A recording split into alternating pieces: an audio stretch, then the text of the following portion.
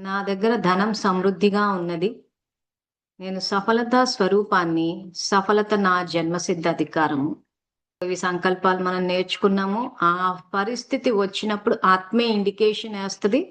ఏదైనా సంఘటన జరిగినప్పుడు ఉదాహరణకి ఏదన్నా పరిస్థితి వచ్చి అయ్యో! టైం లేదు, టైం అయిపోయింది అన్న ఆలోచన వచ్చేసిందనుకోండి. వెంటనే నా దగ్గర సమయం యొక్క ఖజానా ఉన్నదన్న ఆలోచనతోటి దాన్ని రీప్లేస్ చెయ్యాలి.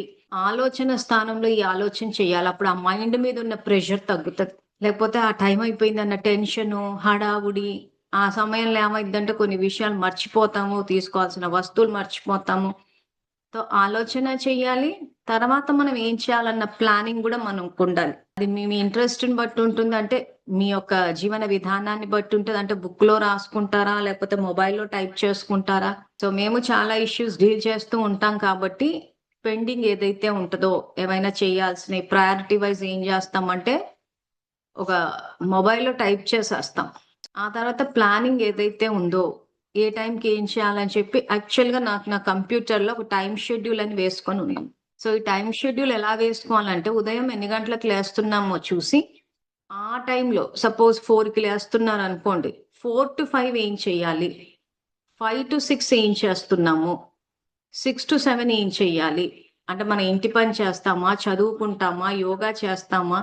ఇంటి పని చేస్తామా? ఇంటి పని అయిపోయిన తర్వాత ఏమైనా మన కొత్త నైపుణ్యాలు ఏమైనా డెవలప్ చేసుకుంటామా?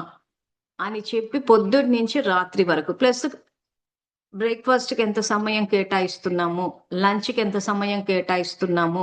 మొబైల్ ఫోన్‌కి ఎంత అని మీరు గనక చార్ట్ వేసుకుంటే, మీరు ఎంత సమయాన్ని ఉపయోగిస్తున్నారు? ఎంత వృధా చేస్తున్నారనేది మీకే తెలిసిపోతది. మేము అలా వేసుకోబట్టే ఏమైందంటే, అన్ని ఇష్యూస్‌ని హ్యాండిల్ చేయగలుగుతున్నాం. అందరు ఇన్ని పనులు ఎలా చేస్తున్నారు ఏంటా అంటే, దానికంటే ఒక టైమ్ టేబుల్. ఆ టైమ్ టేబుల్‌లో 100% చేయడం అన్నది కుదరదు. ఎందుకంటే ఈరోజు మనం ఈ ప్రోగ్రామ్ ఉదాహరణకి ఇదే ఉందనుకోండి. ఈ క్లాస్ పెట్టుకుందాం అనుకున్నాం. కానీ వేరే సేవలు రావడం వల్ల ఇది క్యాన్సెల్ చేయాల్సొచ్చింది ఆ మధ్య. అలా దానికి తగ్గట్టు కొన్ని మార్పులుంటాయి. అంతేగాని క్లాస్ 9కే ఉందంటే కొన్ని ప్రయారిటైజ్ చేయాల్సిన విషయాల్ని గూడా వదిలేసి చేయడం అని కాదు. అంత రిజిడిటీ తోటి స్ట్రెయిన్ అయిపోవద్దు.